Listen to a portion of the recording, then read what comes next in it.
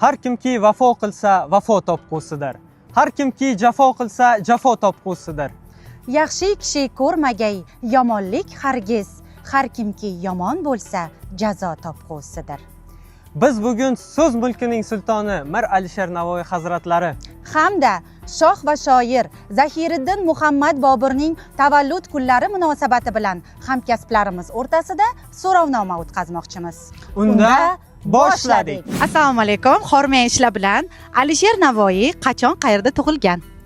1441-yil 9-fevral. Alisher Navoiy 1441-yil 9-fevral kuni Hirotda tug'ilgan. 1441 1501. 1441-yil Hirotda. 1441-1401. 1441-yil 9-fevral Hirotda tug'ilganlar. 1441-yil 9-fevralda. 1441-yil 9-fevralda Hirotda. Alisher Navoiy 1441-yil Hirot shahrida tug'ilgan. Alisher Navoiy Hirot shahrida tug'ilgan 1441-yil. 1441-yil 1441-yil 9-fevralda Hirotda tug'ilgan. Zahiriddin Muhammad Bobur qachon va qayerda tug'ilganlar? 1483-yil 14-fevral. Qayerda? Zahiriddin Muhammad Bobur nechinchi yil va qayerda tug'ilganlar? 1483-yil Andijon viloyatida tug'ilgan. Sanasi? 14-fevral. Rahmat. Andijonda tug'ilgan. 1483-yil. 1483-yil 14-fevral. Zahiriddin Muhammad Bobur 1336-yil. 1483-yil. 1483-yil anada tug'ilganlar. Andijon shahrida tug'ilgan. Zahiriddin Muhammad Bobur 1483-yil 14-fevralda Andijonda. Zahiriddin Muhammad Bobur 1483-yilda tavallud topganlar, 1530-yilda vafot etganlar. 1483-yil 14-fevral. 14-fevral kuni Andijonda.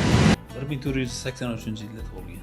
Alisher Navoiyning bir misralari bor, juda ham chiroyli. Unga o'sha ustozlari 12 ming misralik o'zlarini she'rlarini almashmoqchi bo'lganlar. Eslay olasizmi o'sha misralarni? Adashmasam bu g'azal orazin yopg'och ko'zimdan sochilur har lahza yosh, bo'ylakim paydo bo'lur yulduz nihon bo'lg'och quyosh.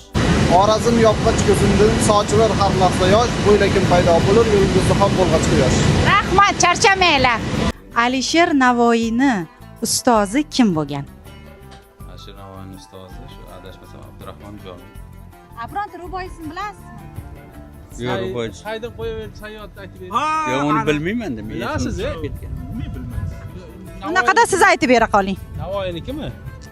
Saydin qo'yaver, sayyod, sayyora ekanman.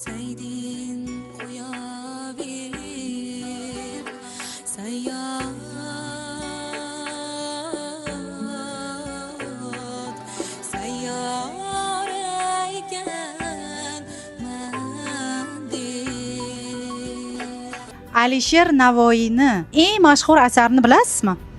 Bilaman. G'urbatda g'arib shodimon bo'lmas emish, el anga shafiqu mehribon bo'lmas emish. Oltin qafas ichragar qizil gul bitsa, bulbulga tikondek oshiyon bo'lmas emish. Hamsa bu nima va nechta dostondan iborat? 5 ta dostondan iborat. Hayratul Abror, Sabbay Sayyor, Saddi Iskandariy, Layla va Majnun. Nechta bo'ldi hozir? 4 ta bo'ldi, yana bittasi. Qaysini aytmadim?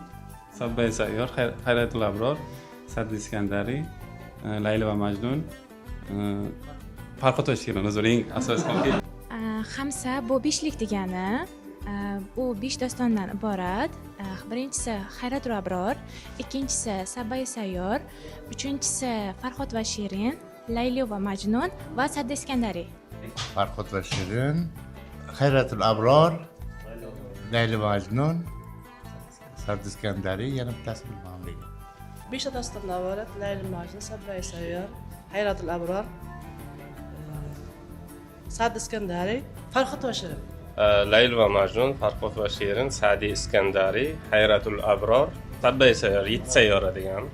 Layla va Majnun, Hayratul Abror, Farhod va Shirin, Saddiy Iskandariy, Sabai Sayyor. Alisher Navoiyni bironta bir to'rtligini aytib bera olasizmi? Albatta aytib bera olaman. Bironta emas, bir nechtasini. Qaro ko'zim kelur mardumlik ichra fan qilgan. Ko'zim qarosida kadi vatan